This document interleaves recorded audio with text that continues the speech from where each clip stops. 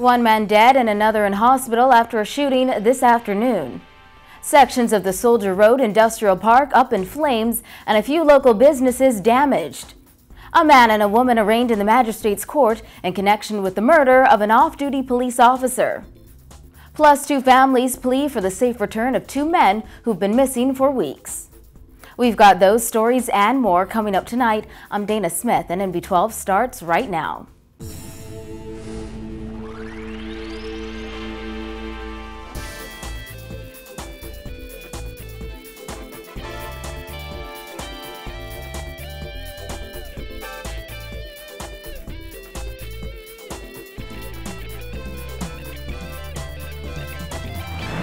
Topping news tonight, the nation's murder count climbing today after a 21-year-old man was shot and killed at Cambridge Lane shortly after 2 p.m., while another man is in hospital in critical condition.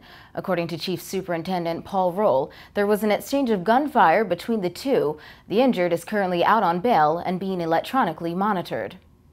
Preliminary information is that the deceased was walking along this Cambridge Lane here with another male when he was accosted by the other male who was accompanied by two other persons.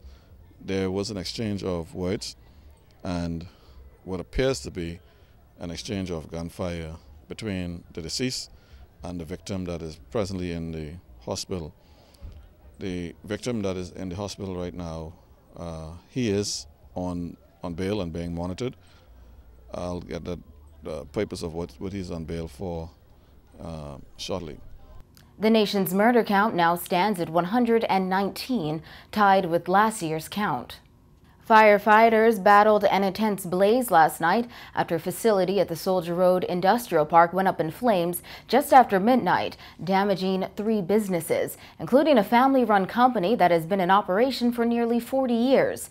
Fire Chief Superintendent Walter Evans says every unit on the island responded to the fire that took hours to contain. Jasmine Brown returned to the scene this morning and filed this report. That family-run business went up in flames early this morning, completely destroying the plant facility and impacting more than 80 workers.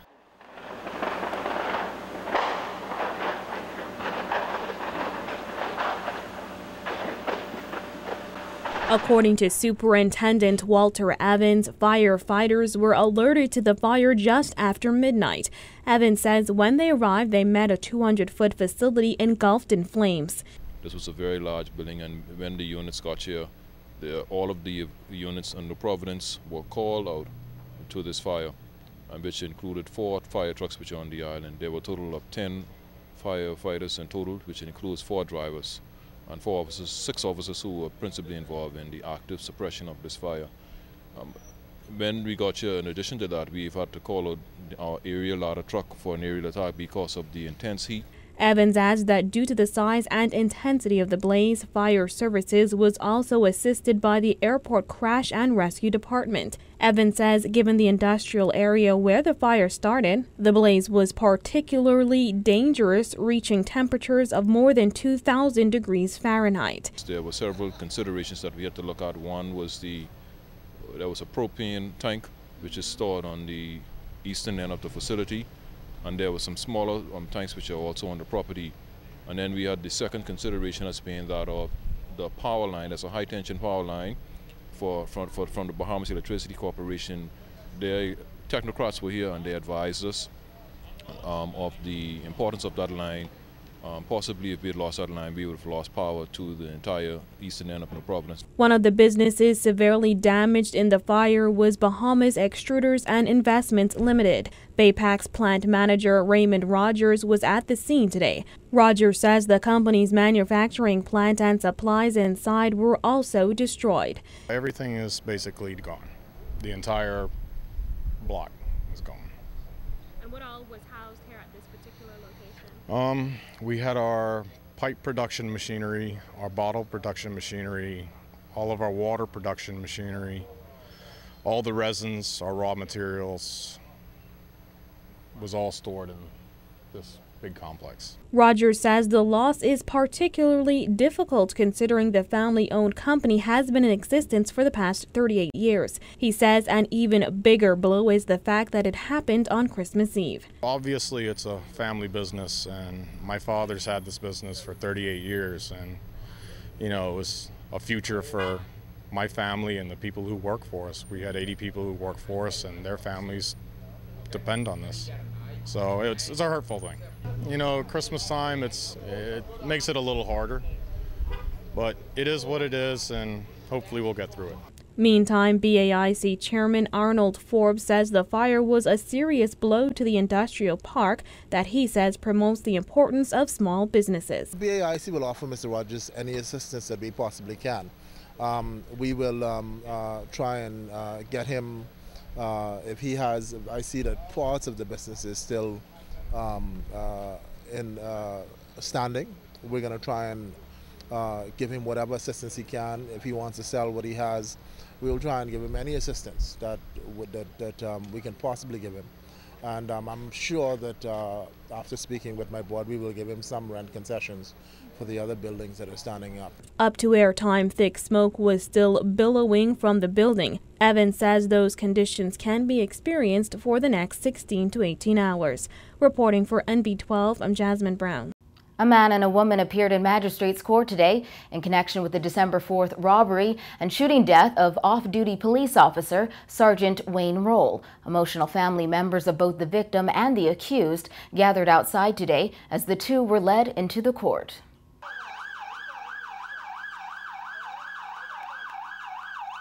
"25-year-old Dion Bethel of Kwaku Street appeared before Magistrate Samuel McKinney, charged with the murder of Sgt Role. He was also charged with one count of armed robbery. It is alleged he robbed Sgt Role of a $700 Samsung cell phone. Also appearing before Magistrate McKinney, 19-year-old Kendira Farrington of Milton Street, who was charged with receiving the stolen cell phone.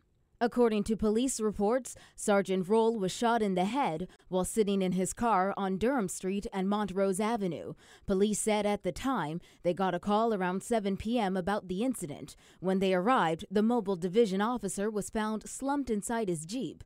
Police said a woman was sitting in the Jeep at the time of the shooting. His killing sparked alarm among the public and some members of the police force, with the Police Staff Association calling for off-duty officers to be armed. Dion Bethel had no legal representation, while Kendira Farrington was represented by attorney Terrell Bethel. Farrington elected to have her matter tried in the magistrate's court and originally pleaded guilty to the charge of receiving. However, after an intervention by her attorney and subsequent consultation, she changed her plea to not guilty. The matter of bail in her case will be addressed on December 30th.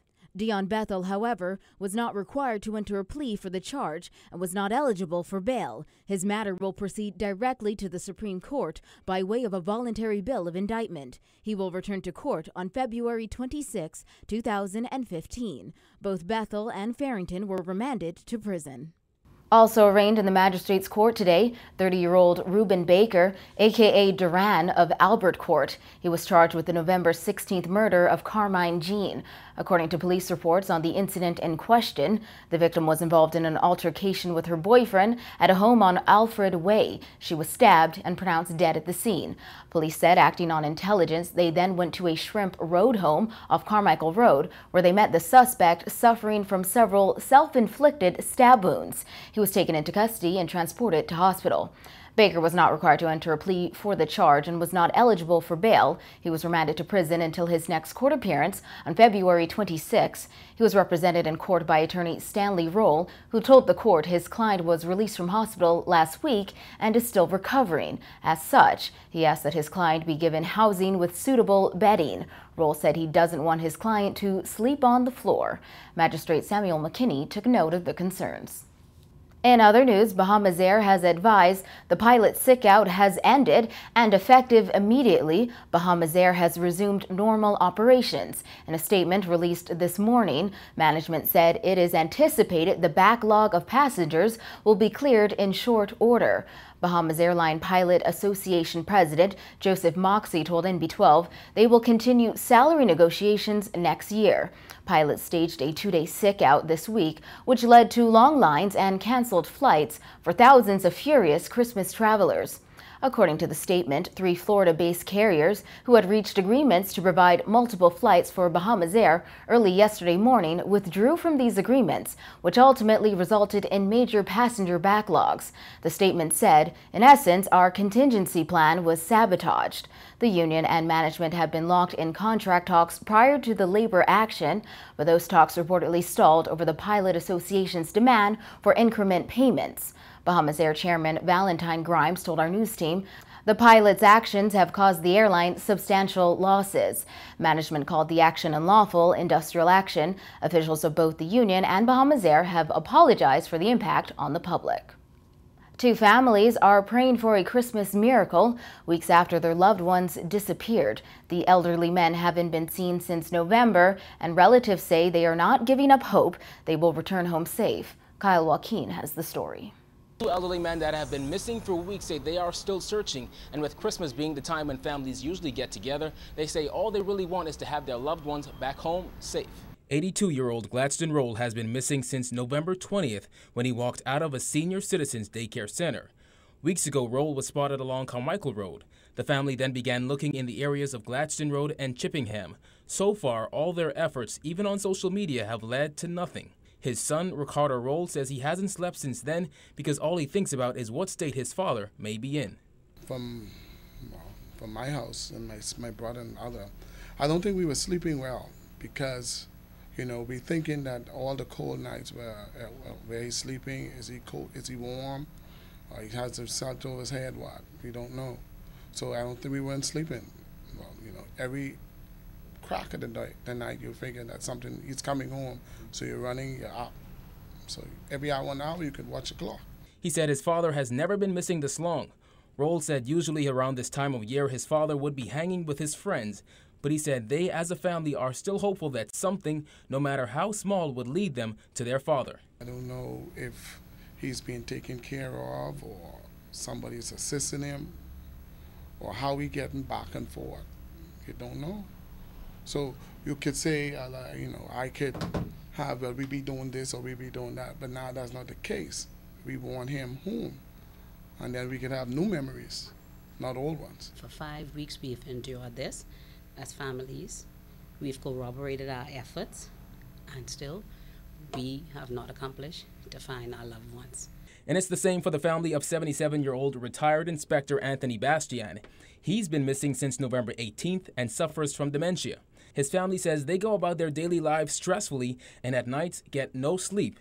His brother, Zebedee Bastian, said he dropped everything to come and find his younger brother.